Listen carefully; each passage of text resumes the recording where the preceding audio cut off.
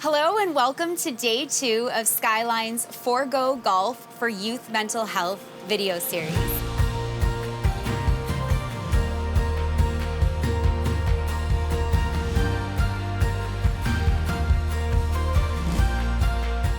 A special shout out to our presenting sponsor, A1 Restoration. A big thank you for making this possible. Another shout out to Dominion Doors and Windows. Thank you very much for your donations. Joining us today is Alison Demuy, Director, Strategy and Community Engagement at Canadian Mental Health Association, Waterloo-Wellington chapter. Alison, thank you for joining us today and taking the time to talk about youth mental health with us. Thanks for having me. So start by telling us a little bit about CMHA and what they do for the community. Right, so CMHA is part of a national brand of community mental health providers. We happen to be the largest one here in Waterloo-Wellington. We have about 450 staff and we provide services from kids all the way through to seniors. And we see about 12,000 unique individuals a year that come through our doors. And we provide a myriad of services ranging from counseling and treatment all the way through to psychiatry and any intensive services that are required.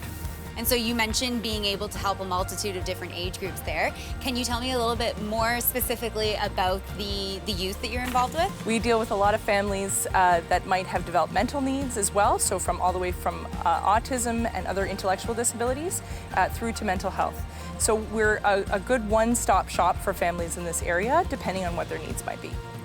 And how do these families or these youth, how do they get connected with your charity? Right, so kids and youth can call what's called Here for Kids, which is a 1-800 number that we have, where kids can access, families can access services, again, by calling, and they can have a conversation with somebody over the phone, get referred for an appointment, be assessed over the phone if necessary, and that can usually happen within a few days. Unfortunately, in mental health services, wait lists can be long, so we work with families to understand what can they access in the interim before we can get them to wherever the services that they require are. But again, we work with a bunch of different agencies in town, so we're not just CMHA, we work with the school systems, with other Kids Ability and other groups, so we usually can partner and work with families to find something that works for them. Does CMHA reach beyond Waterloo and Wellington? That's right. We have the advantage of being local. Our services and our staff are local here, but we're part of a network that's across Ontario and across Canada. So we have access, again, to those relationships as necessary. What has the impact of COVID-19 had on CMHA? How have you had to change your programming? What has your fundraising looked like? The first thing I'll say is that the need has grown. So we used to say about 1 in 5 Canadians would have some sort of a diagnosed mental health or addiction issue.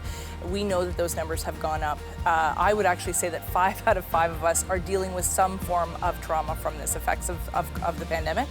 Unfortunately, a lot of our donations were from individuals and small donations, and we've seen that change. So we're looking for corporations and other groups to step up and be part of the solution of being able to still offer supports and services for people locally.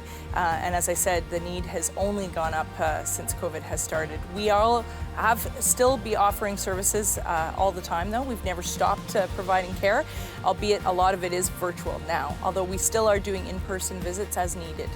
And so if someone in this particular time is giving a donation to CMHA, where specifically would their donation go?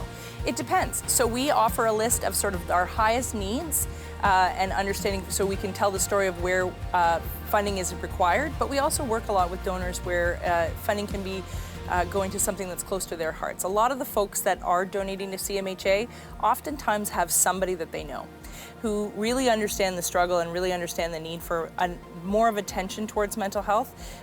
Donating is also part of destigmatizing mental health, which is really important.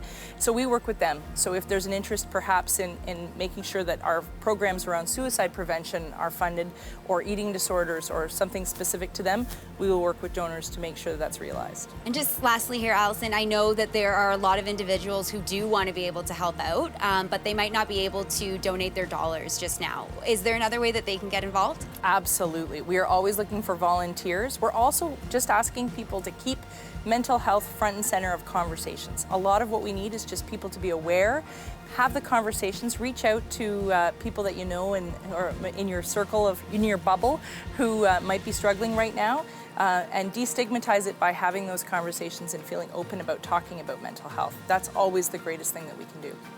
Awesome. Well, thank you so much for joining us today. Thank you. We really appreciate Skyline and all of your sponsors here that are helping us out. We really do appreciate it. Thank you to Allison and the Canadian Mental Health Association for joining us today for day 2 of our video series. And a special thank you to our presenting sponsor, A1 Restoration. A reminder that our donation portals are now open. You can make your donation at Fore-Go Golf.skylineonline.ca. We appreciate everything that you're able to give and to support these charities that are making such a great impact in our community. Thanks for joining, and we'll see you tomorrow.